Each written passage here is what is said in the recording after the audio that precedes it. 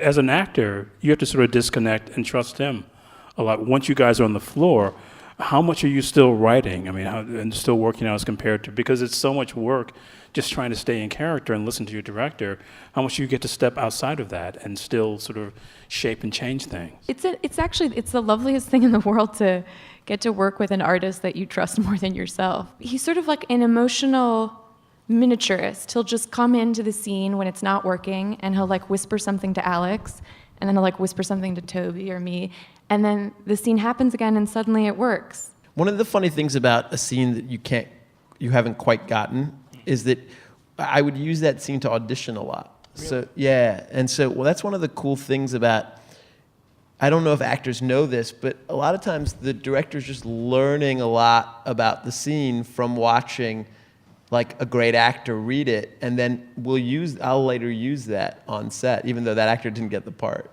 And obviously Izzy is someone who has an incredible amount of pain, an incredible amount of sadness, and then a lot of that gets covered up by her anger. And I don't think that takes, any validity away from how she feels in regards to the external world. But obviously a lot of that's like sort of, externalized. And that for an actor is obviously a great exploration, and then you hope that that helps it enter the audience, like regardless of how they feel. I was wary about Juno coming in to read for Izzy. I didn't think, I guess I just don't have much imagination as a director, because I didn't realize that Ellen was playing a part when she was playing Juno.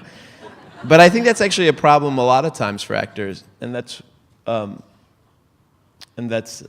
of a short-sightedness on my part. And I was blown away when we sat down with her. Right when we sat down with her, there was just an intelligence in her eyes that I hadn't encountered a lot. The stakes of deep cover are so intense, and I don't know why Zal and I were both so interested in infiltration stories and the idea of someone who has to lie and who slowly loses their tether to the outside world. Like, you lose the people you can really confide in and be honest to. And in this story, it's particularly hard because she's not telling the truth to anyone. I mean, she's not even telling the truth to her handler or to her boyfriend, so it's lies all around.